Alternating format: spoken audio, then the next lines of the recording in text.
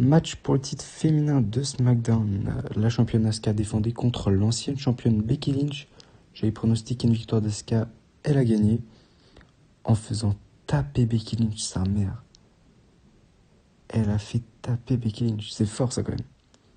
Mais bon, la soumission, ça partait dans un Asuka Lock et après je sais pas comment elle s'appelle la prise qu'elle a fait, mais prise de soumission qui fait très très mal et qui a dû faire abandonner Becky. Mais bon, vu ce qui se passe après, voilà quoi. Mais ce match, je l'ai pas vu en entier, j'ai vu que la deuxième moitié parce que la première, vu que moi je regarde le catch sur un site de stream et que j'ai regardé en direct parce que ma hype était d'un niveau très haut, je me devais de regarder le show en direct. Et donc j'ai vu que la moitié de ce match, vu que c'était l'opener. Je pensais qu'ils allaient mettre ce match d'ailleurs en opener, match pour titre par équipe de SmackDown, mais non. Oh, why not? En tout cas, juste la fin, ce que j'ai vu, c'était un plutôt bon match. Match pour les titres par équipe de SmackDown, le Bar défendait contre Shane McMahon et le Miz. J'ai pronostiqué une victoire des Cobesties. Ils ont gagné. Le Miz est champion par équipe pour la première fois depuis 2011, je crois, à mes souvenirs. Depuis 2011, ça fait quand même presque 8 ans. Donc voilà. Bon, après, c'est Shane McMahon. Je ne sais pas si Shane McMahon a déjà été champion. Pourquoi pas. Au moins, ça fait du renouveau dans la division de SmackDown. Voilà. Et ça fait bizarre de voir le Miz en face. C'est vrai que j'ai pas trop l'habitude. Ça change. Puis à la fin, ils ont célébré avec le père du Miz. Bon, c'était une belle image quand même. J'avoue que elle était pas mal. À retenir aussi je sais pas comment, je me rappelle plus comment s'appelle la prise, mais où Cesaro tient les jambes d'un de ses adversaires et tourne sur lui-même. Il a fait 20 tours avec Shane McMahon au bout des bras. Waouh, chaud. Les deux ne devaient plus avoir de tête après, clairement. En tout cas, victoire de Shane et du Miz, ce que j'avais pronostiqué. Match pour le titre féminin de Raw entre la championne Ronda Rousey et Sasha Banks. Pratiquement comme tout le monde, j'ai pronostiqué une victoire de Ronda Rousey. Et elle a gagné. Mais Sasha Banks était très très loin d'être déméritante. Elle a fait un très bon match. Et il y a un truc que j'ai apprécié, c'est qu'elle n'a pas abandonné. Elle n'a pas perdu sur soumission, elle a perdu sur tombée. Voilà. Et il s'est passé tellement de choses dans ce match. Genre, par exemple, quand Sasha Banks a fait sa prise de soumission et qu'elle, avec la lanière de son bras là, où elle tirait sur la bouche de Ronda Rousey, ça devait pas faire du bien à Ronda. Mais elle a quand même réussi à s'en sortir. Et ce match était magnifique, tout simplement. Et quand j'ai vu ce match, je me suis dit, ça va être difficile de faire mieux après. Et pourtant, il y a eu énormément mieux, bien que ce match soit déjà très très bon. Donc voilà. Franchement, très bon match. Et je pense maintenant que Sasha Banks va partir vers les titres féminins par équipe. Match Royal Rumble match féminin. Donc la gagnante affronte une championne du monde à WrestleMania. J'avais prédit une victoire de Charlotte. Beaucoup avaient prédit une victoire de Becky Lynch, alors qu'elle ne participait pas au Rumble. Et Becky Lynch a gagné. Becky Lynch remporte le Royal Rumble. Sur cette fin, ma foi, un peu controversée, Lana, qui était censée rentrer en 28e, rentre, mais blessée. Blessée à cause de qui? De Rousseff. Et là, l'histoire est crédible. Du coup, 29, Nia Jax rentre, elle démonte Lana ne peut plus se relever. 30e, c'est Carmella. Et en dernière, après Carmella, c'est Becky Lynch qui a pris la place de Lana. Elle a eu raison, puisqu'elle a gagné sur ce fight final contre Charlotte qui était magnifique. Magnifique, non, j'exagère, mais la fin, c'était pratiquement sûr que Becky Lynch avait gagné, vu comment Charlotte faisait trop la maline. Voilà, je m'en doutais. Mais il y a eu de très bonnes choses dans ce match, par exemple. Naomi qui a imité Kofi Kingston, qui a marché sur la barricade, qui a sauté sur les escaliers pour ne pas être éliminée. C'était joli, ça. On s'est fait pousser après par Mandy Rose, mais bon, voilà. Il y a eu des personnes dans le ring qui sont rentrées, comme Kairi Sane, qui s'est d'ailleurs fait attaquer par le Riot Squad, mais qui a été sauvé par son ami Yoshirai qui est rentré juste après. Il y a eu Candice LeRae de NXT aussi, la femme de Johnny Gargano. D'ailleurs, Johnny Gargano qui avait remporté le titre nord-américain à NXT TakeOver 24 heures avant. Un show extraordinaire que j'ai regardé en direct. Et avec qui une fille que je connaissais pas, que je me rappelle son nom, Casey Catanzaro, si je me trompe pas. Espérons que je me trompe pas. Hein. Qui est très très forte. Je la connaissais pas, mais elle est plutôt pas mal. Il y a eu un petit moment, décidément, quand Zelina Vega est partie sous le ring. D'ailleurs, Zelina Vega qui est rentrée pas en cosplay, mais avec un masque qui est poignard de Street Fighter. Ça, c'était stylé, ça. Enfin, d'un des personnages de Street Fighter, je pourrais pas vous dire qui. Donc, la meuf, elle se planque sur le ring. Elle se fout de la gueule d'une meuf qui est éliminée. C'était peut-être Dana Brooke, je crois, qui était éliminée. Et là, elle tourne la tête, elle voit Hornswoggle à gauche, qui était toujours sous le ring. Parce que oui, Hornswoggle habite toujours sous le ring. Ça faisait longtemps, on l'avait pas vu habillé comme ça, avec la barbe et tout, habillé tout en vert. Bah, je crois. Non, Greatest Royal Rumble, t'es un peu plus en orange. Là, t'es vert comme à l'époque. Il a effrayé Zelina Vega. Zelina Vega est rentrée dans le ring, mais elle se fait éliminer. Et elle s'est fait courser ensuite par Hornswoggle. Voilà. Très bien. Et qu'est-ce que je peux dire d'autre? Oui, numéro 1, c'était Lacey Evans. Numéro 2, c'était Natalia. Natalia qui, je crois, a battu le record de longévité dans un Royal Rumble féminin, qui était détenu par Sasha Banks, qui était à 54 minutes et quelques. Maintenant, Natalia en est à 55.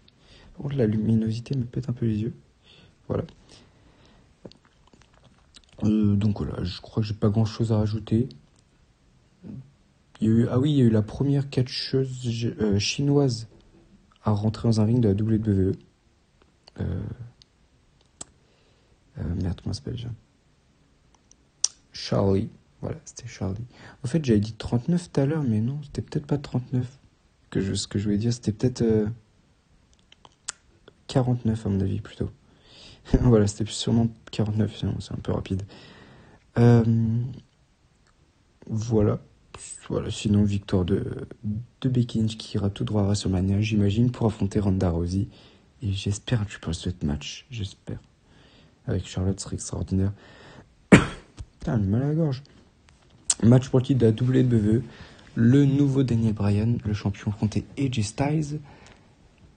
J'avais pronostiqué une victoire de Daniel Bryan.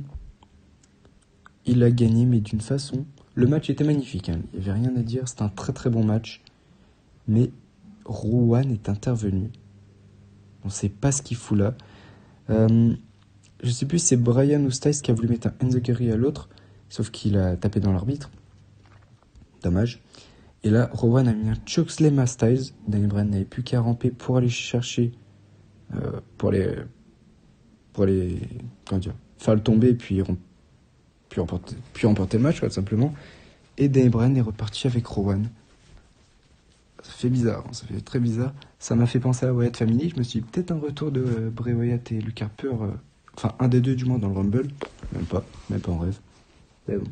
En tout cas, victoire de Daniel Bryan. Ensuite, ce match frustrant, le match pour le titre universal. Lesnar, le champion, affrontait Finn Balor. J'avais dit si Balor se ramenait en démon, il gagnait. Sauf qu'il ne s'est pas ramené en démon, c'était pratiquement sûr en fait, parce que on l'a vu quelques heures avant, il se préparait mentalement pour le match. Et il n'était pas habillé, il n'était pas peint. Et puis mais il est rentré en premier, c'est ça surtout en fait. Voilà. C'est ça qui nous a fait savoir que Balor n'allait pas gagner, malheureusement. Et oui, il a bien enchaîné, hein. Il a bien entamé plutôt. Quand au début du match, la cloche a sonné, il a foncé sur Lesnar. Et j'ai bien aimé comment Christophe a juste à crier « Vas-y, pète-lui la gueule !» Attendez. Putain, ça m'énerve, j'arrête pas de tousser sa mère. Et puis il y a eu ce coup de grâce, les tombées 1, 2, dégagement de Lesnar et soumission, la clé de bras. Et Balor malheureusement qui abandonne. Lesnar est toujours champion universel. Ça fait un peu chier, mais Fallait pas se faire d'illusions. Moi, j'ai un peu trop rêvé. Et enfin, le main event, le 30-man Royal Rumble match avec John Cena qui était remplacé par Braun Strowman. Ça avait été annoncé quelques heures avant. Il y a eu de très bons spots là, vraiment. Des superstars qui sont rentrés où je m'y attendais pas. Superstar numéro 1, c'était Elias. Numéro 2, c'était Jeff Jarrett. J'ai pas trop aimé le segment, c'était pas mon délire, mais bon. Ok, pourquoi pas pour les anciens qui regardaient, mais bon. Ça m'a pas trop intéressé. Il y a eu Kurt Angle qui est arrivé. Numéro 4. Bon, il n'est pas resté longtemps, mais il était là. Il y a eu Seth Rollins qui rentre en numéro 10, un des favoris du match. Rentré en numéro 10 quand même. C'est assez tôt. Il y a eu tellement de superstars que j'ai kiffé voir rentrer. Johnny Gargano, je l'avais prédit. Je vous l'avais dit, Johnny Gargano ou Ricochet allait rentrer dans ce match. Pour Johnny Gargano. Il y a également eu Shinsuke Nakamura, numéro 3, nouveau champion aux États-Unis. Oui, donc Johnny Gargano, d'ailleurs, il a très bien catché dans ce Royal Rumble. J'ai bien aimé. Franchement, bon week-end pour lui. Il devient champion nord-américain. D'ailleurs, quand je repense à cette fin de takeover avec Ciampa, là. Ah, putain. Je me dis, ouais, pitié qu'il soit de retour. Faut que je me dépêche pour pas que la vidéo soit trop longue. Voilà, il y a eu des superstars de NXT également comme Aleister Black, je vous l'avais dit, je crois. Inch'Allah, il va faire ses débuts dans le roster principal. Il n'y a pas eu de début de Lars Sullivan au DC3. Il n'y a pas eu de retour de Kevin Owens ou Sami Zayn. Bon, ok. Il y a eu un moment. Quand Dean Ambrose est rentré, c'était marrant. Ils se sont bien cassés la gueule avec Rollins. Et il y a un moment, à la fin. Ouais, je passe directement. Moi, le milieu, on s'en fout. Il y a Kofi Kingston qui a utilisé 2 techniques pour pas être éliminé, pendant que j'y pense. La première, c'est qu'il met ses pieds sur le tablier du ring et il roule. Il roule par terre. Et la deuxième, il est retenu par Xavier Woods. Mais ensuite, ils sont éliminés par McIntyre. Merde, qu'est-ce que je voulais dire ? Non, j'ai oublié ce que je voulais dire. Ah oui, je voulais parler de la fin maintenant. J'ai bien aimé que Pete Dunne est rentré. Et en plus, il a niqué le doigt d'Aleister Black. Aleister Black, comment il se l'est remis, c'était un peu bizarre, mais bon. Ça a fait une petite sensation. J'ai bien aimé ce petit 1 contre 1. J'aurais bien aimé voir Gargano contre Black dans le Rumble. Mais bon, les deux n'étaient pas en même temps. À la fin, R-Truth allait rentrer. Il y a eu Randy Orton qui est rentré en 29. Très très bon numéro pour Orton. R-Truth allait rentrer et il se fait attaquer par Nia Jax. Et Nia Jax prend la place de R-Truth dans ce putain de Royal Rumble.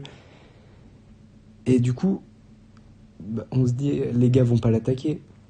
Déjà, elle sort Mustafa Ali, qui lui avait sorti Samoa Joe. Voilà. D'ailleurs, Aleister Black avait sorti Dean Ambrose aussi. C'était un petit événement quand même. Bobby Lashley, lui, quand il est rentré, je sais pas s'il a fait exprès ou pas de glisser, mais en tout cas, c'était très très court.